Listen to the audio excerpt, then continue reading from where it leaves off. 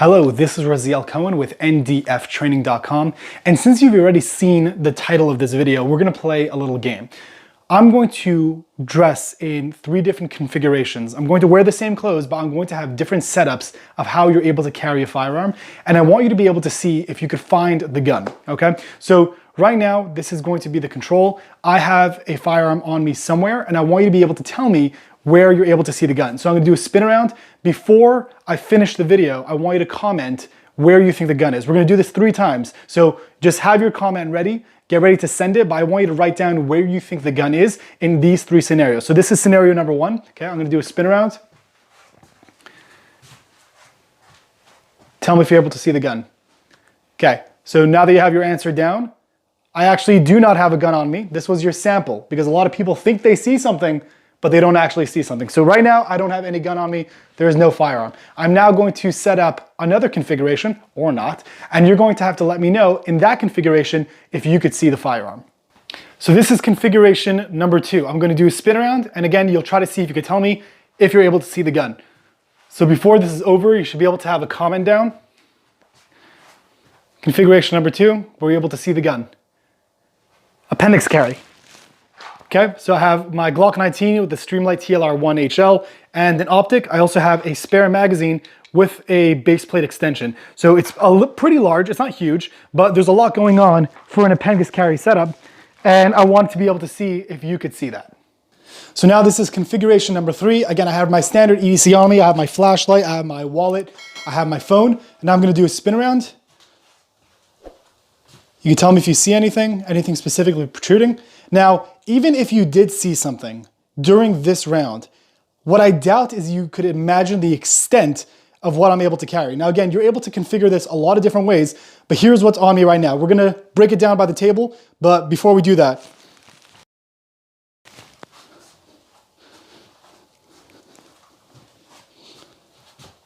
that's insane. So what in the world was I wearing?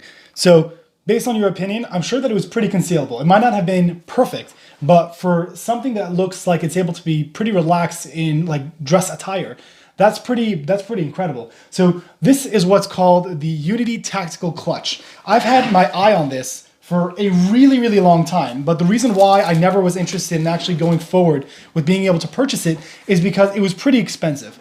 However, recently I found out that this was now made in collaboration with Vertex, and you're now able to get it at a significantly lower price than what it was originally offered for. So I was like, I really wanted to be able to have my hands on it. There is so many reasons why this is an incredible setup. Of the biggest things is that you could have a full loadout ready to go at any moment, and you could have it rolled up into a ball and put this into a backpack. We're gonna make a video on that soon, and you're ready to go. The best part about it is that you don't need to wear anything. You could be waking up in the middle of the night and have this configured in whichever way you want and be able to deal with any home invasion and have everything you need on you with just one Velcro attachment. So there's a lot of different applications of how this is able to work and be able to be beneficial to a lot of people.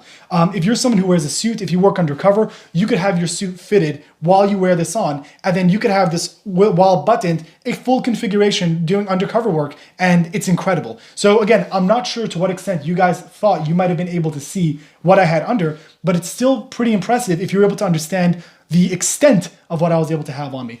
So let's just do a breakdown of the way I have it configured now. The way I have it configured now is just an example. I want to have it fully loaded so you guys can get an idea of what you're capable of doing. Obviously, it'll be much more concealable if you remove stuff. It can be less concealable depending on the options you decide to put in. But this is just, again, an example to give you an idea of what extent this is able to have. So starting from my support hand side, I have 2 Glock 19 magazines with an extended base plate, which means you could comfortably, without any issue, be able to carry 2 spare magazines, full-size magazines. The way these are attached to the inside is that there's different like systems you're able to use. Right now, the whole thing is that the insides of these are soft side Velcro, and you take hard side Velcro and you attach it to any Kydex you might have to be able to use. So you can get some off of Amazon. You could use some Velcros that come with like chest rig sets, and you're able to just put it into the inside of any of these. So right now I have the 2 Glock magazines inside an elastic style loops. hooks that I was able to use to hold the magazines down.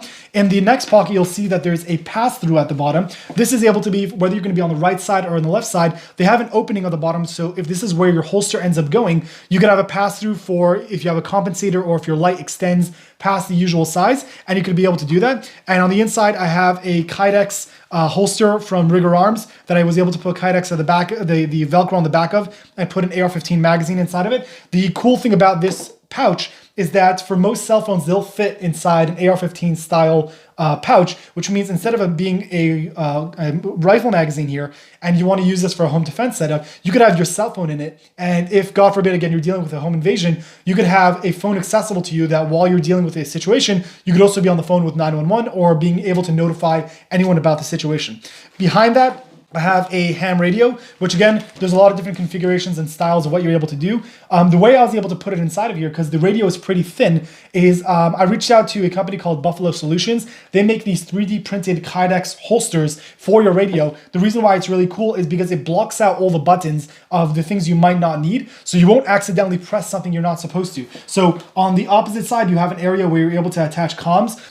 You're able to have it open over there and still be able to use it. But again, you won't accidentally hit any buttons. So if this is part of your bug out plan or something along those lines, you could have it configured with all your channels pre-done and be able to have communication with other people around you. And again, the buttons won't be accidentally pressed, which is why I think it's important to have this piece specifically. Behind that, I have medical. Again, there's a lot of different ways you're able to configure it. But right now I have an Israeli bandage, I have a chest seal, and then I have a combat gauze you're able to use to stuff inside the wound of a cavity. And then again, there's a lot of different ways you can configure it. This is just an example, but you're able to have a lot of medical equipment on you without it being too exposed and being able to print. And then my primary pistol, I have my Glock 19. The magazine I chose for while it's in the holster is a standard fit magazine because I don't want it to protrude too much. But as you saw earlier, my spare/reload magazines can be as large as you want them to be because since it's going straight up, it's not going to print. So the real issue is going to be with the grip. And since I have it configured in this way, it actually works really, really well. And then right in front, the way I like to carry my tourniquet is right in front where I'm able to grab it with both hands. So I have that centered in my body. So again, whether either hand is occupied, I'd always be able to have access to my tourniquet. So now if you look at the front of this belt, this opens up and it's kind of like a double flap where this side goes on top of this side, it locks onto the Velcro, and then it wraps back around on itself. And there's still a Velcro area over there where you can end up putting some identification or patches. So if you're undercover law enforcement or you just have a security patch or something along those lines, you're able to add those in front so that will still be visible in front of your body. Now, the thing you should be able to take into account is that the side that the firearm is in, where there's going to be an opening outside the bottom, it doesn't necessarily mean that the firearm has to be centralized in that spot. Because what that means is that since this is officially going to be the front of your body, you could still Velcro it and have it set up like this, where the gun will be more at the, let's say, 2 o'clock position as opposed to the 3 o'clock position. Now, the only potential downside someone might have with this system is that it's usually riding pretty high. If you're trying to use it in the way you saw in the beginning, where it's under a sweater, you have to have it higher than what you'd usually have. So you need to be able to practice that and have a more aggressive draw stroke and making sure that your jacket or your coat is going to make sure it's going to clear the firearm. Now, if you're not looking specifically to be undercover or whatever, if you're doing it specifically for your home defense setup, you could be able to put it right onto your hip line where your belt usually would be, and it works perfectly fine. A part of what's really cool about this system is that the inside of the belt has kind of like this almost like leathery textured feel where it really sticks to you really, really nicely.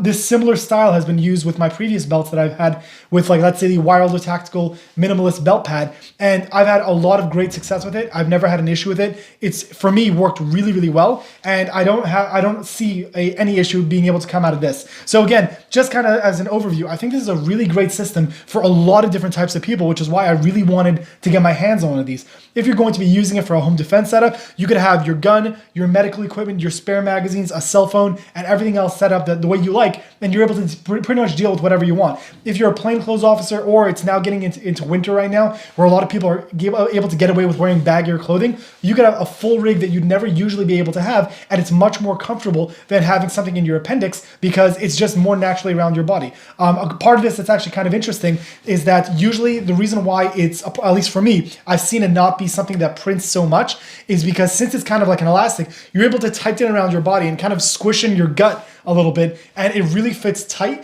And then on top of that, it just fits really slim to your body. So anything that you're gonna wear on top, like a jacket or a sweater, really hides it very nicely. So I thought this would be very interesting. A lot of the links on the products that are listed over here are going to be in the description down below. So if you're able to check out those links, you can get the medical equipment, you could get the belt line itself and tourniquets, radio, stuff like that. So if you're interested in those specific items, check the link in the description. I'm going to leave that information there. This is Raziel Cohen with ndftraining.com. Thank you for watching.